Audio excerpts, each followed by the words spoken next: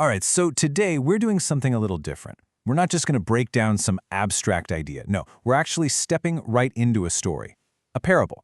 It's the story of the integrated jester, and trust me, this is a figure who completely blows up our usual ideas of good and evil. We're talking about a journey of, well, profound transformation. So boom, right away we're thrown into it. We meet this jester right at a turning point. You can feel the change in the air. He's not the jokester you might expect, nor is he this roaring, aggressive force anymore. He's something new, something whole. And this sets the stage for a totally different kind of hero. Okay, so what is this new jester?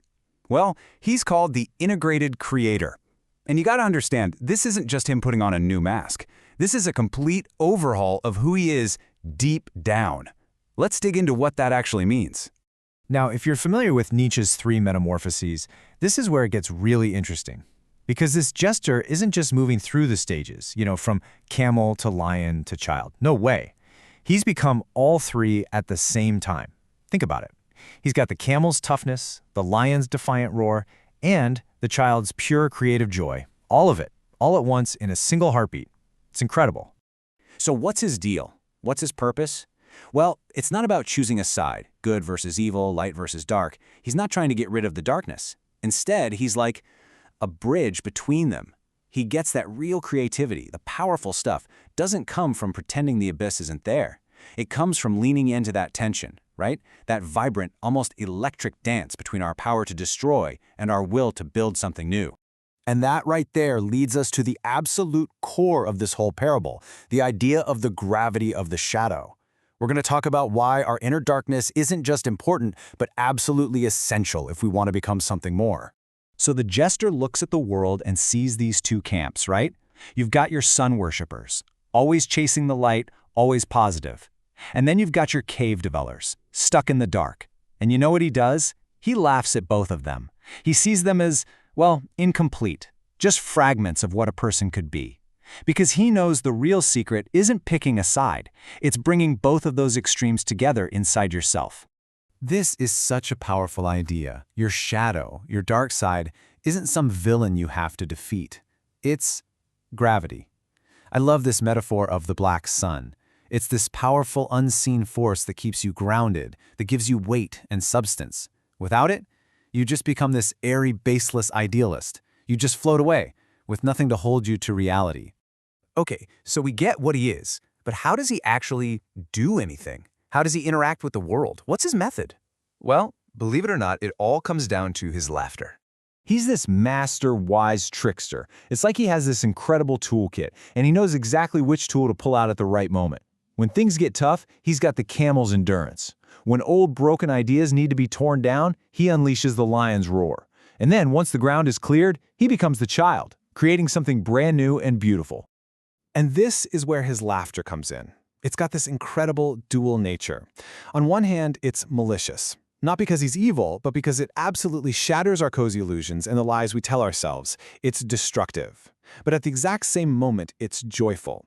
Because it's a deep, powerful affirmation of everything. The good, the bad, the pain, the pleasure. His laughter is one giant yes to all of existence. And that feeling, that yes to everything, has a name, amor fati, a love of fate. For our jester, this is everything. It means loving every single piece of his life and himself. He's not trying to chain up the wolf inside, his darker, more aggressive side. He sees that the wolf and the lamb need each other. The wolf is what protects the innocent lamb within. You can't have one without the other. What he's doing here is it's a total reevaluation of all values. It's flipping everything on its head. Things we think are good, like pity, he sees that as a poison. But things we avoid, like struggle, for him, that's a sacred act, a sacrament. And his inner darkness, the stuff we're all taught to be ashamed of, that's not something to get rid of. No, that's the rich, fertile soil where the seeds of his future greatness are planted. All right, here we go. We're at the climax of his journey now. This is the moment of truth, where he comes face to face with the one thing that terrifies almost everyone, the abyss, the void, the fear that deep down, none of this means anything. And here's the shift. It's so simple, but it changes the entire game. He no longer fears the void. Just think about that for a second. That fundamental fear that drives so much of human behavior. For him, it's gone. It's been replaced by something completely different. And this is the image I want you to hold on to. He's on a tightrope over the abyss. But see, he's not desperately trying to just get to the other side. He's dancing on the rope. The dance itself is the whole point. He knows, deep in his bones, that it's the terrifying, empty abyss right below his feet that gives the dance its beauty, its power, and its meaning. And this really clears up a huge misconception people have about this idea of the Übermensch, or the Overman. It's not some finish line you cross where you're suddenly perfect. It's not a destination. It's a rhythm. It's a process of becoming. It's that constant skillful dance with your shadow, day in and day out. So after all of this, where does that leave him? Well, the crazy thing is, this isn't the end of his story. In a way, it's the real beginning. It's the start of a whole new way of living. He is now a living synthesis. This isn't just a change, it's a massive psychological and spiritual victory. He's the creative child for sure, but he hasn't forgotten the camel's burden or the lion's roar. He uses all of those parts to forge his own path.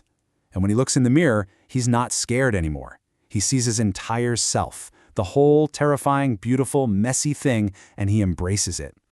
And that brings us to the final teaching, the punchline of the whole story, delivered in his laughter.